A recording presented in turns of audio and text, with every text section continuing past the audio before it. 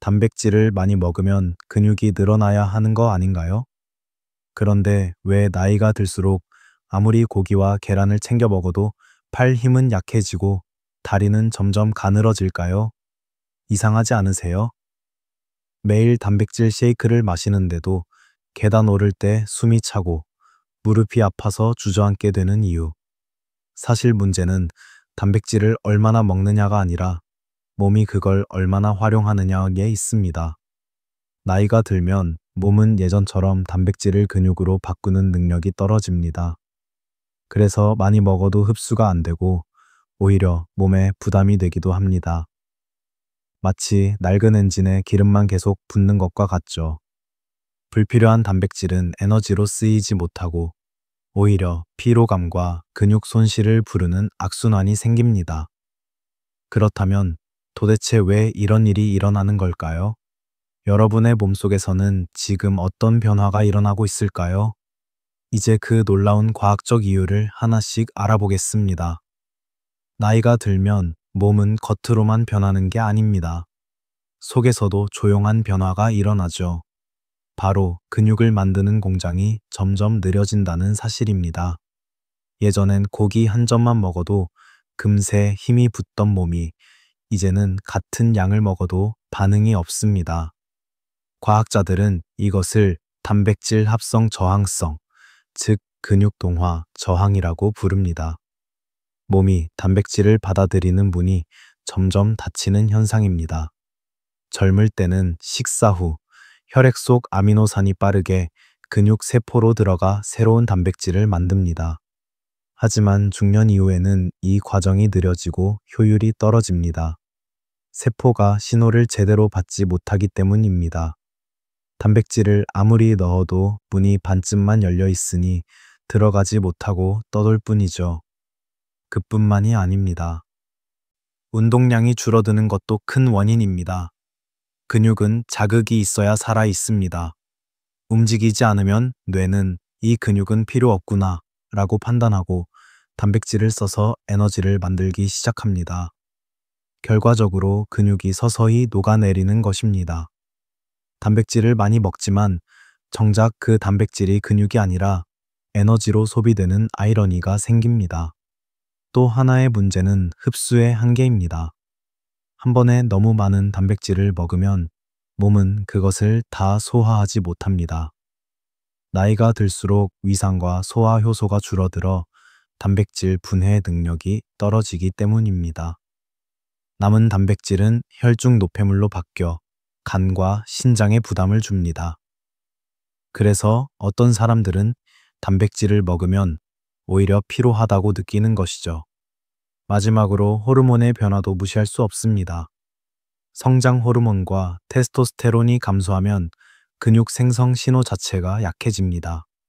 아무리 단백질을 먹어도 몸은 근육을 만들 준비가 되어 있지 않습니다. 마치 공장이 있는데 전기가 들어오지 않는 것과 같습니다.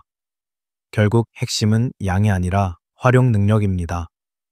나이가 들수록 몸은 단백질을 더 효율적으로 쓰기 위해 활성 신호가 필요합니다.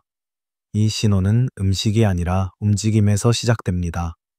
그리고 그 움직임이 단백질의 문을 열어주는 열쇠가 됩니다.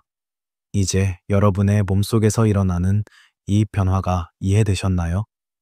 그렇다면 다음 단계에서 우리가 어떤 징후로 이런 변화를 느끼게 되는지, 그리고 그것이 일상 속에서 어떻게 나타나는지를 함께 살펴보겠습니다. 아침에 일어날 때 침대에서 몸을 일으키기가 예전보다 힘들어졌나요? 손에 힘이 빠져 병뚜껑 하나 열기도 버거운 순간이 있나요? 식사도 잘하고 단백질 보충제도 챙기는데 이상하게 몸이 가벼워지지 않고 오히려 무력감이 느껴진다면 그것이 바로 근육 감소의 시작입니다. 많은 중장년층이 이 단계를 노화라고만 생각하지만 사실은 단백질 활용 장애의 결과입니다. 단백질은 들어오지만 근육으로 가지 못하고 혈액 속에 쌓여 피로 물질을 늘립니다. 그래서 이유 없이 피곤하고 조금만 걸어도 다리에 힘이 빠집니다. 또한 체중은 그대로인데 몸이 느슨해지고 균형감이 사라집니다. 앉았다 일어날 때 무릎이 덜덜 떨리고 손끝 감각이 느려지는 것도 근육의 미세한 손실 때문입니다. 이 변화는 아주 천천히 그리고 조용히 진행됩니다. 처음엔 단순한 피로로 느껴지지만 시간이 지나면 일상생활을 방해하기 시작합니다. 장 보러 나가기가 귀찮고 운동은 더 멀어집니다. 그렇게 움직임이 줄수록 근육은 더 빨리 줄어듭니다. 이것이 바로 악순환의 고리입니다. 문제는 눈으로 보이는 것보다 훨씬 깊습니다. 근육은 단순히 힘을 내는 조직이 아니라 혈당을 조절하고 면역 기능을 지탱하는 중요한 기관입니다. 따라서 근육이 줄면 혈당이 불안정해지고 면역력이 약해지며 심지어 기억력 저하까지 연결됩니다. 많은 사람들이 나이 드니까 당연하지 라고 말하지만 사실 이건 자연스러운 노화가 아니라 우리가 스스로 방치한 결과입니다. 하지만 희망은 있습니다. 몸은 여전히 회복할 힘을 가지고 있습니다. 단지 그 힘을 다시 깨워주는 방법을 모를 뿐입니다. 이제 다음 단계에서 단백질을 정말 근육으로 바꾸는 3가지 회복 비밀을 알려드리겠습니다. 작은 변화가 어떻게 당신의 몸을 완전히 다시 일으켜 세우는지 함께 확인해 보시죠. 좋아요. 이제 원인은 알았습니다. 그렇다면 어떻게 해야 근육을 다시 되살릴 수 있을까요? 해답은 복잡하지 않습니다. 단백질을 많이 먹는 것이 아니라 똑똑하게 쓰는 것입니다. 지금부터 소개할 3가지 방법을 꾸준히 실천하면 당신의 몸은 단 일주일 만에 달라지기 시작할 것입니다. 첫 번째, 단백질이 들어가기 전에 근육의 문을 열어라. 음식만으로는 근육이 깨어나지 않습니다. 식사 전 10분, 가벼운 걷기나 팔, 다리 근육을 살짝 조여주는 동작을 해보세요. 이 짧은 움직임이 근육세포에 신호를 보냅니다.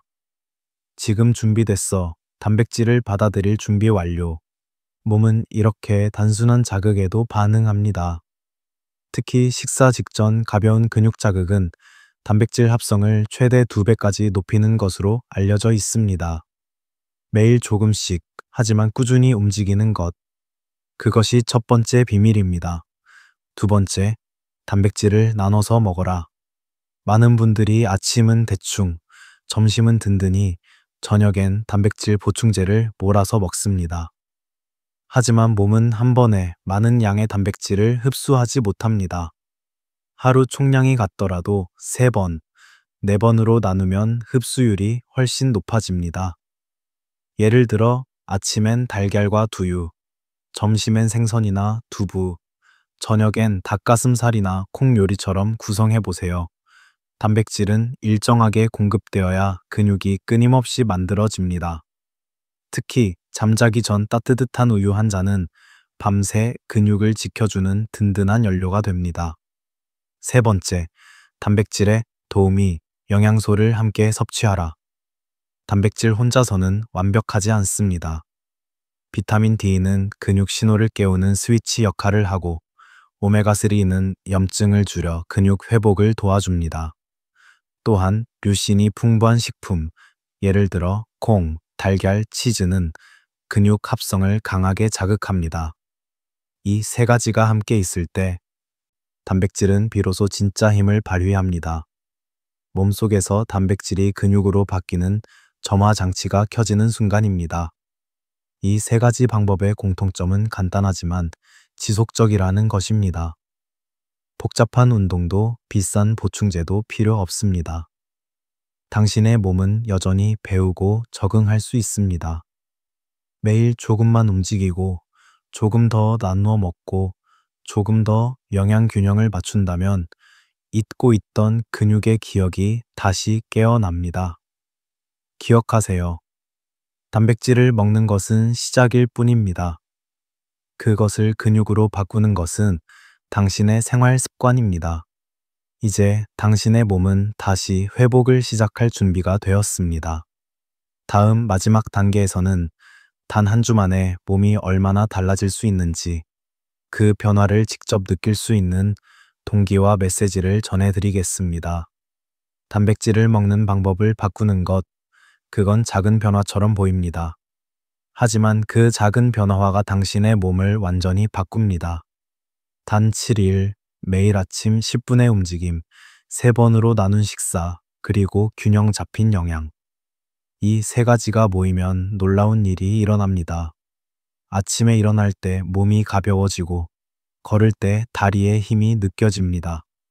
하루가 조금 더 길게, 조금 더 활기차게 흘러갑니다. 나이는 숫자에 불과하다는 말, 결코 허황된 이야기가 아닙니다. 몸은 여전히 배우고 회복하고 변할 수 있습니다. 단백질은 그 변화를 위한 연료이고, 당신의 의지는 그 연료에 불을 붙이는 불꽃입니다. 오늘부터 단백질을 먹는 것이 아니라 쓰는 것에 집중해 보세요. 한 주만 실천해도 몸이 대답할 것입니다. 그래, 나는 아직 충분히 강하다.